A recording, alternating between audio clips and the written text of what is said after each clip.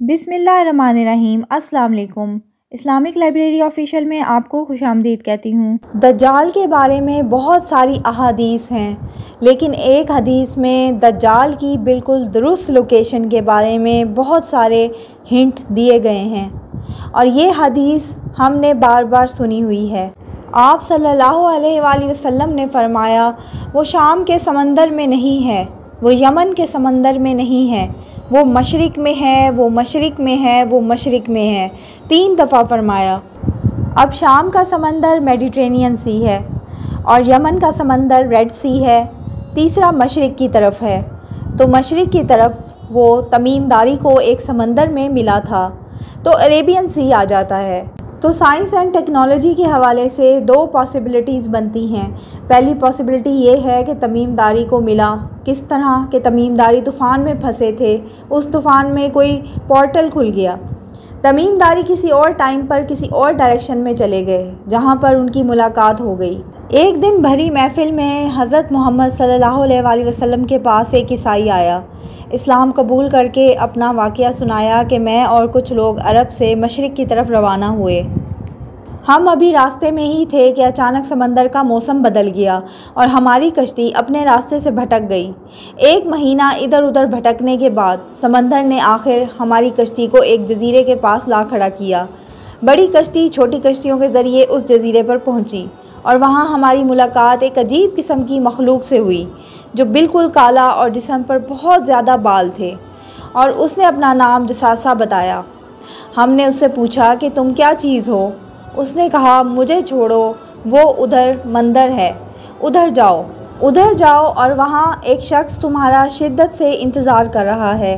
अंदर हमने एक शख्स को ज़ंजीर में बंधा हुआ देखा और उसने हमसे 3 सवालात पूछे कि मुझे सबियान के दरख्त के बारे में बताओ कि उसमें कोई फल फ्रूट वग़ैरह हैं। हमने कहा बिल्कुल, वहाँ बहुत फल फ्रूट हैं। उसने कहा बहुत जल्द वहाँ कुछ भी नहीं होगा। फिर उसने कहा मुझे झील तिब्रिया के बारे में बताओ, क्या उसमें पानी है कि नहीं? हमने कहा उसमें बहुत पानी पड़ा हुआ है। फिर उसने कहा मुझे उस उम्मी पैगंबर के बारे में बताओ कि क्या किया है उसने अभी तक। हमने बताया कि वो मक्का से निकलकर मदीने में आबाद हो चुका है। उसने कहा वाकई वो यसरब मदीना आ चुका है? कहते ही उसने बताया कि अब मैं बताता हूँ मैं कौन हूँ। मैं हूँ दज्जाल। बहुत जल्द मैं उस कैद से आज़ाद हो जाऊँगा और तमाम इलाक़ों में जाऊँगा सिवाय मदीना यानी यसरब के। रसूलुल्लाह सल्लल्लाहु अलैहि वसल्लम ने तमाम लोगों को मुखातिब करके कहा, ए लोगो, ये है यसरब मदीना। याद रखो, दज्जाल ना शाम के समंदर में है और ना यमन के। और अपने हाथ से मशरिक़ की तरफ इशारा करके कहा कि दज्जाल मशरिक़ में है, दज्जाल मशरिक़ में है, दज्जाल मशरिक़ में है। जैसा कि हम जानते हैं कि उनकी कश्ती सफ़र के दौरान मशरिक़ में एक जजीरे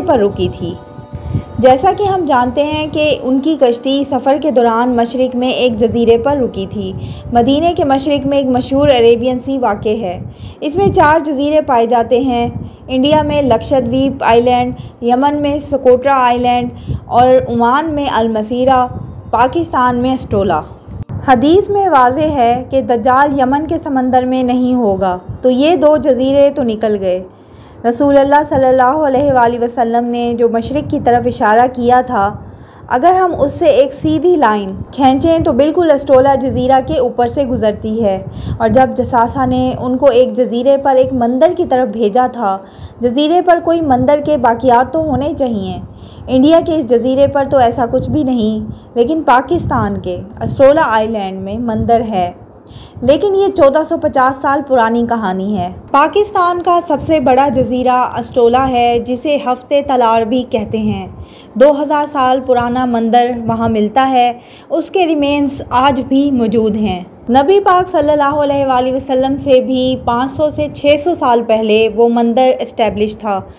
काली माता की अगर स्टडी करें तो उसके बहुत लंबे बाल होते हैं। उसका एक और सबूत ये है कि जब मक्का फ़तह हुआ तो हज़रत खालिद बिन वलीद को हज़रत मोहम्मद सल्लल्लाहु अलैहि वसल्लम ने कहा कि आप जाओ और लात का मंदिर जो है उसे मस्मार कर दो। तो खालिद बिन वलीद वहाँ गए, उन्होंने मंदिर को थोड़ा बहुत मस्मार कर दिया और वापस आ गए। तो नबी सल्लल्लाहु अलैहि वसल्लम ने कहा कि तुमने अपना काम पूरा नहीं किया, वापस जाओ और उसको पूरा मस्मार कर दो, उसका निशान मिटा दो। तो खालिद बिन वलीद कहते हैं कि जब मैं दोबारा गया, उसका नामो निशान मिटाया, तो वहाँ एक बदसूरत सी औरत निकली जो ज़ाहिरन औरतों की तरह थी लेकिन इंसानी मखलूक नहीं लग रही थी। उसने चीख से मुझे डराना चाहा। मैंने जब उसे कत्ल किया तो इतना खून निकला कि वहाँ रेतली ज़मीन होने के बावजूद भी छपड़ी सी बन गई। जब खालिद बिन वलीद वापस गए तो उन्होंने कहा, हाँ, अब काम मुकम्मल हुआ है। इसका मतलब है कि इस तरह की मखलूक़ात शैतान की एग्जिस्ट करती हैं। मोदी ने पाकिस्तान गवर्नमेंट से 2023 में ये रिक्वेस्ट भी की थी कि मैं वहाँ जाकर 10 दिन इबादत करना चाहता हूँ, लेकिन पाकिस्तानी गवर्नमेंट ने इजाज़त नहीं दी। अभी मुसलमानों ने उस जजीरे पर एक मस्जिद तामीर की है जिसे हज़रत खिज़र अलैहिस्सलाम के नाम से मंसूब किया है। बाकी गैर आबाद जजीरा है। अब दज्जाल जहाँ भी है, लेकिन नबी पाक सल्लल्लाहु अलैहि वसल्लम ने फरमाया शाम और इराक़ के दरमियानी इलाके से निकलेगा। अस्फ़हान के 70,000 यहूदी उसके साथ होंगे और वो सबसे पहले आकर नबूवत का दावा करेगा। दज्जाल को क़ुर्ब क़यामत का सबसे बदतरीन फितना कहा जाता है। उसका ज़ाहिर होना क़यामत की अहम तरीन और बड़ी निशानियों में से एक है। अहादीस मुबारका से साबित है कि दज्जाल एक सिस्टम नहीं बल्कि असली शख्सियत होगा और पूरा सिस्टम जो इस वक्त यहूदी कंट्रोल में है, इसको सपोर्ट करेगा। कमज़ोर अकीदे के लोग इसको खुदा मानकर इसके पीछे चल पड़ेंगे, क्योंकि उसके एक हाथ में जन्नत और दूसरे हाथ में ख़ुद की तैयार की हुई जहन्नुम होगी। लेकिन ये सब कुछ झूठ होगा, धोखा होगा। लेकिन रसूलुल्लाह सल्लल्लाहु अलैहि वसल्लम ने फरमाया कि अगर तुम पर ऐसा वक्त आए तो बिला खौफ उसके जहन्नुम में कूद जाना, क्योंकि यही असल जन्नत होगी। ये थी मेरी आज की वीडियो। अगर आपको मेरी वीडियो अच्छी लगती है तो मेरे चैनल को सब्सक्राइब करें, मेरी वीडियोज़ को लाइक करें और शेयर करें। अल्लाह हाफ़िज़।